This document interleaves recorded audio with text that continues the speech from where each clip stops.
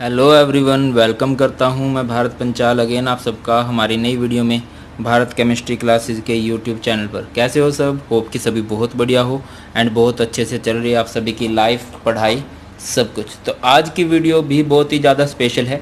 आज की वीडियो में हम देखेंगे best trick to draw the Lewis structure या लेविस स्ट्रक्चर। लेविस स्ट्रक्चर बनाने के लिए बिल्कुल बेस्ट वीडियो है। कोई भी किसी भी टाइप का लेविस स्ट्रक्चर बनाना हो, इस वीडियो को देखने के बाद मुझे नहीं लगता कि आपका कभी गलत हो सकता है। बिल्कुल सिंपल से स्टार्ट करते हैं। So without wasting time start करते हैं।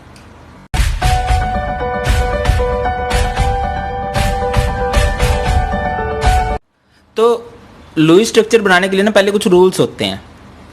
मैं आपको वो रूल्स लिखवाऊंगा नहीं, मैं सिर्फ बता देता हूँ। देखिए 3-4 रूल हैं, या फिर हम सीधी एग्जांपल देखते हैं, उससे आप लोग समझ ही जाओगे कि कैसे क्या करना है। जैसे कि हमें लुईस स्ट्रक्चर ड्रॉ करना है SO3 का।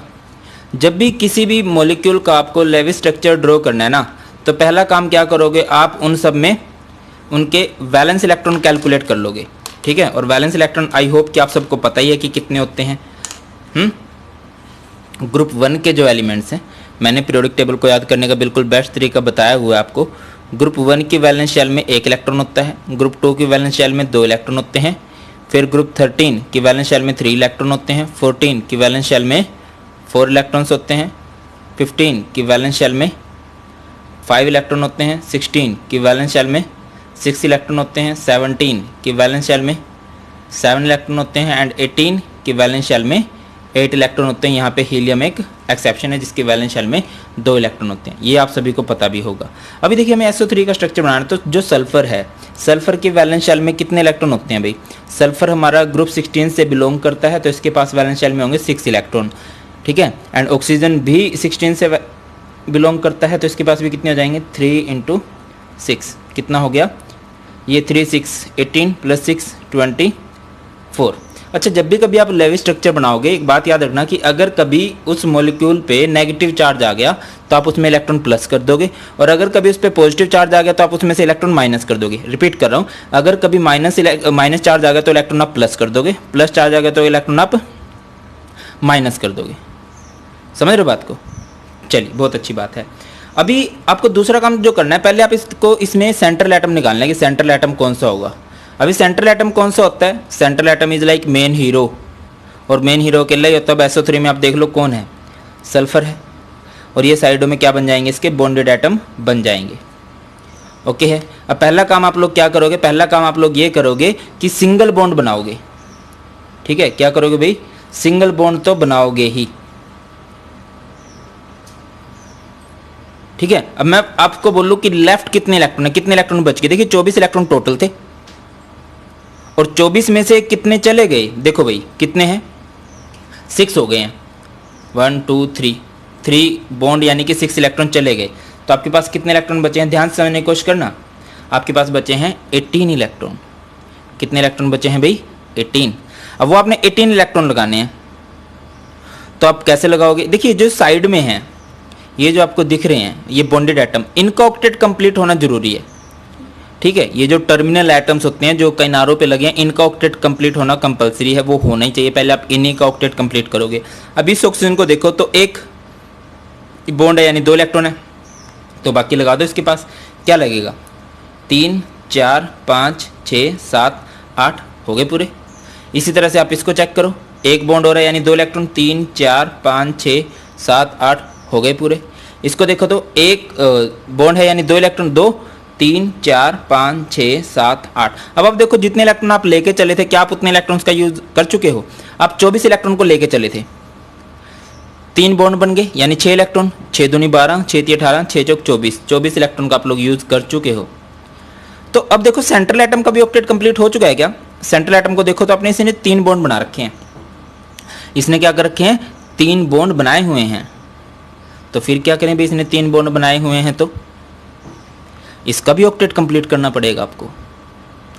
जो सेंट्रल एटम होता है ना, आप उसको ऑक्टेट से ज्यादा कर सकते हो, ऑक्टेट से कम कभी नहीं कर सकते। याद रखना, ऑक्टेट करना तो पहली बात है, ऑक्टेट से ज्यादा करोगे वो उससे भी अच्छी बात है, बट आप ऑक्टेट से कम नहीं रख सकते इसको। तो क्या करना पड़ेगा? कोई ना कोई ऑक्सीजन बॉन्ड बनाएगा, वो इलेक्ट्रॉन डाल देगा ऐसे। समझ के चलिए अभी क्या है, यहाँ पे 2 इलेक्ट्रॉन रख लिए जाएं। ये है सल्फर, ये है ऑक्सीजन।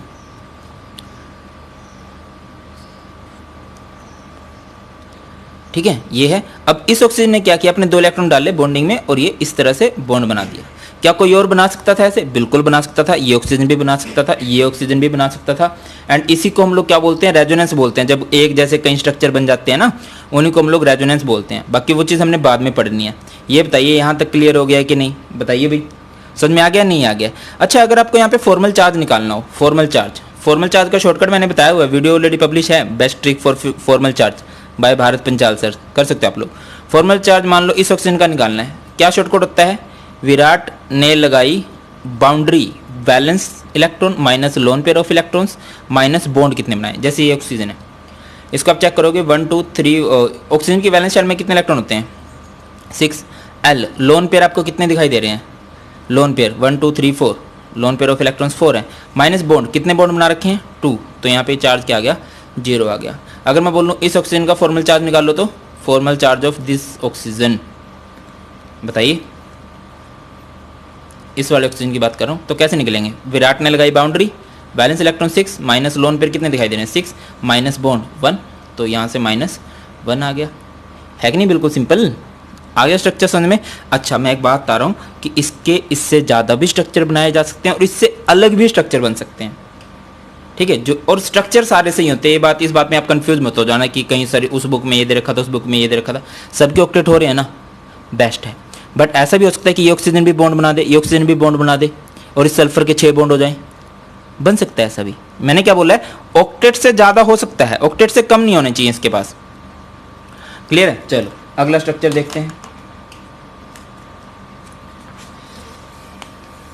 नेक्स्ट समझिए भाई, जैसे कि आपको स्ट्रक्चर बनाना है HNO3 का,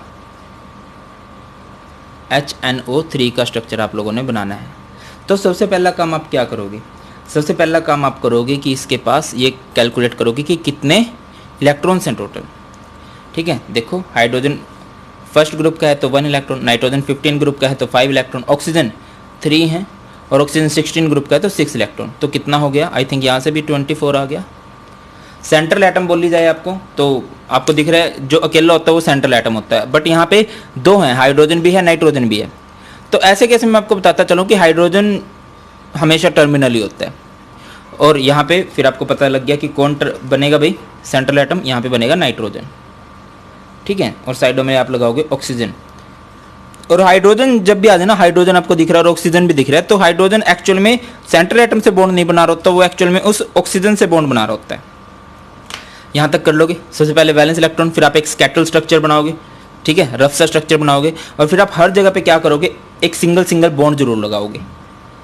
चलो लगा देते हैं भाई, क्या दिक्कत है? लगा दिया सर।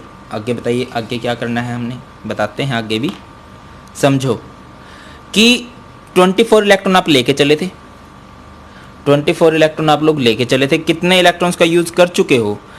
1 2 3 4 बॉन्ड बन चुके, यानी 8 इलेक्ट्रॉन का यूज़ आप कर चुके हो।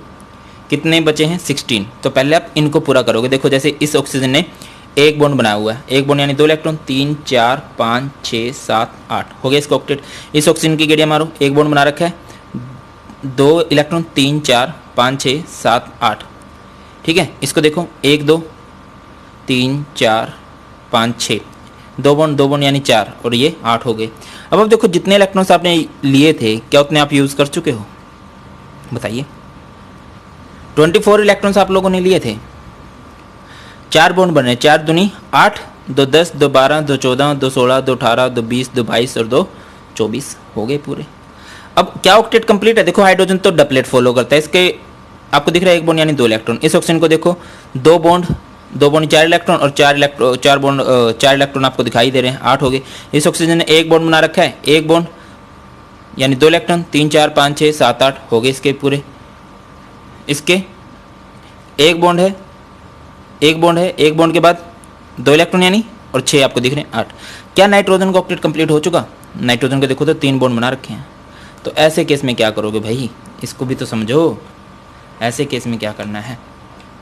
इसका ऑक्टेट कंप्लीट होना ही चाहिए। मैं आपको बोल चुका हूँ, ऑक्टेट से ज़्यादा कर सकते हो आप, ऑक्टेट से कम नहीं कर सकते, ठीक है।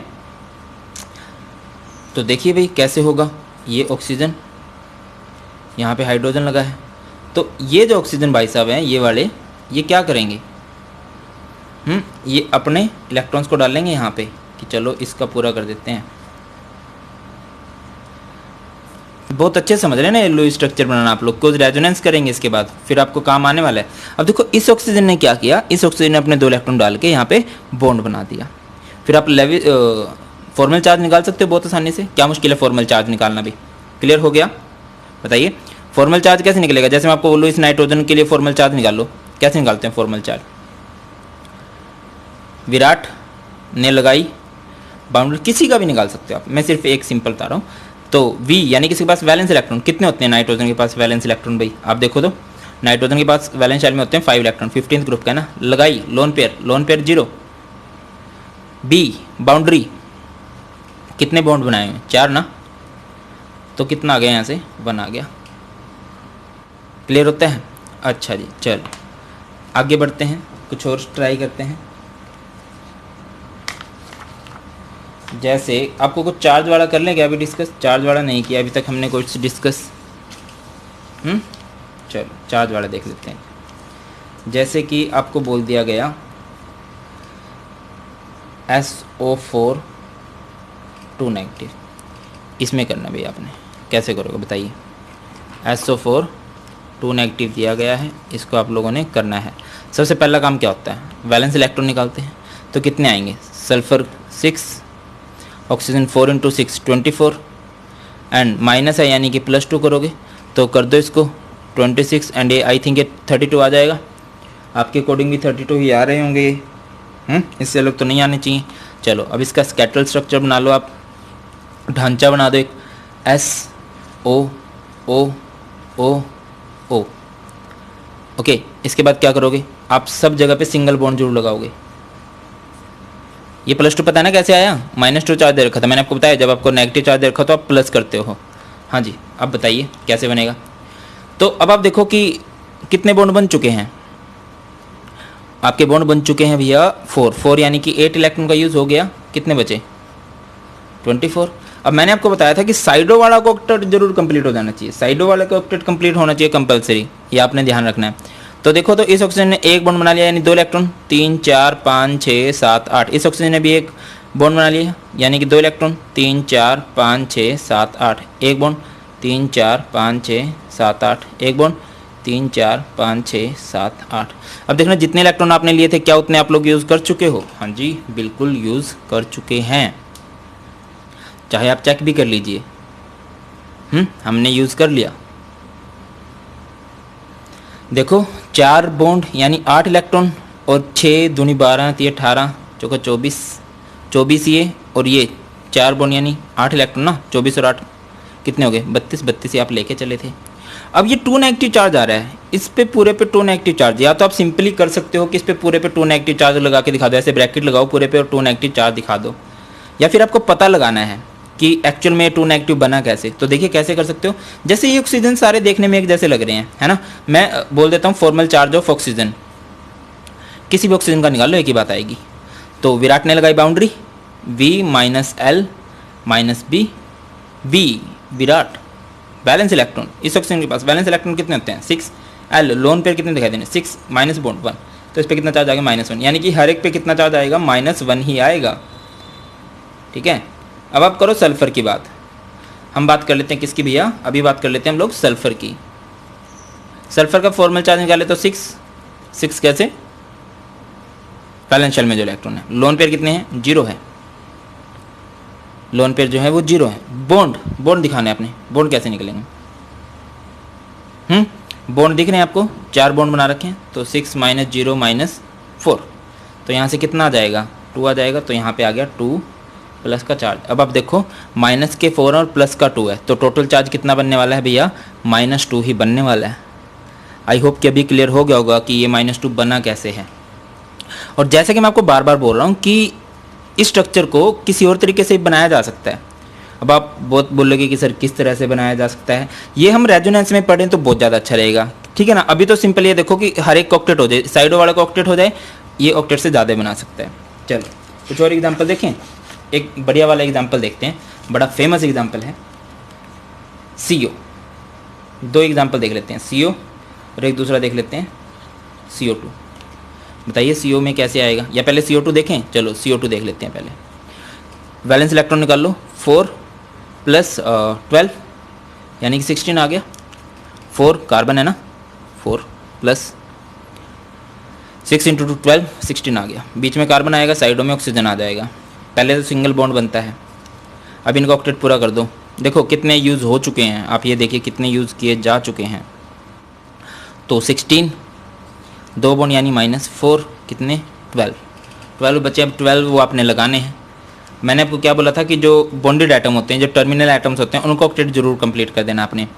तो 1 बॉन्ड यानी 2 इलेक्ट्रॉन, 3 4 5 6 7 और ये 8। सिमिलरली 1 बॉन्ड यानी 2 इलेक्ट्रॉन, 3 4 5 6 7 8। फिर आप देखो सेंट्रल एटम है, क्या उसका ऑक्टेट कंप्लीट हो रहा है, क्या उसका ऑक्टेट कंप्लीट हो रहा है। इसने सिर्फ 2 ही बॉन्ड बनाए हुए दिख रहे हैं हमें, 2 बॉन्ड यानी 4 इलेक्ट्रॉन। ऑक्टेट मतलब 8 इलेक्ट्रॉन होने चाहिए, तो बात नहीं बनी है। तो क्या कर सकते हैं हम लोग, इन इलेक्ट्रॉन से यहाँ पे बॉन्ड बना के दिखा सकते हैं। तो ये कुछ इस तरह से बनेगा। ऑक्सीजन देखो अभी चेक कीजिए, ऑक्सीजन का भी ऑक्टेट, ये कार्बन है, सॉरी यहाँ पे हमारा क्या है भैया, कार्बन है।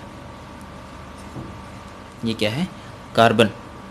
कार्बन मोनोऑक्साइड को देखो, ये बड़ा स्पेशल स्ट्रक्चर रहता है, बच्चों से नहीं बनता कार्बन मोनोऑक्साइड वाला सीन। तो कार्बन के पास 4 इलेक्ट्रॉन है, ऑक्सीजन के पास 6 इलेक्ट्रॉन है। 4 और 6 कितने हो गए भैया, 10 हो गए। तो यहाँ पे कार्बन है और ऑक्सीजन है, इनमें कोई सेंट्रल एटम वाला फंडा ही नहीं है। सिंगल बॉन्ड बना दो, सिंगल बॉन्ड बना दिया यानी कितने इलेक्ट्रॉन यूज़ हो गए, बताइए कितने इलेक्ट्रॉन यूज़ हो गए हैं भाई, 2।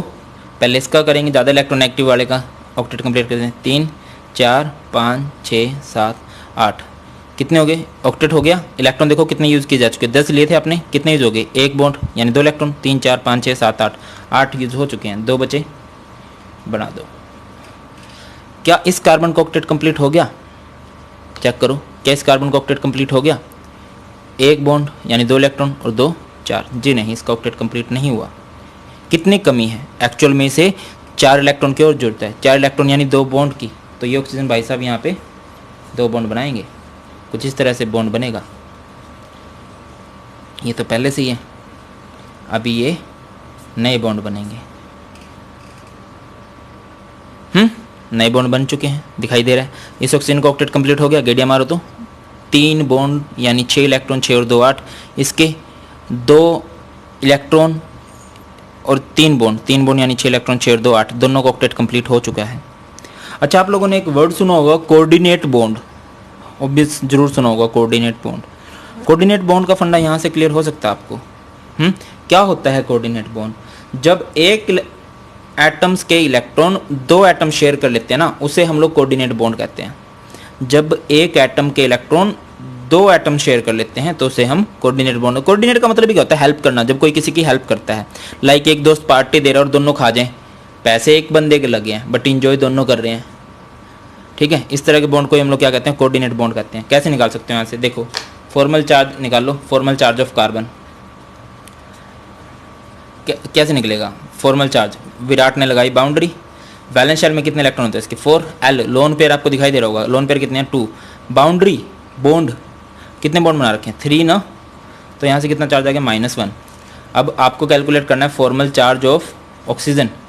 फॉर्मल चार्ज ऑफ ऑक्सीजन निकालना चाह रहे हो आप, निकाल लो भैया फॉर्मल चार्ज ऑफ ऑक्सीजन भी, क्या निकालना मुश्किल है।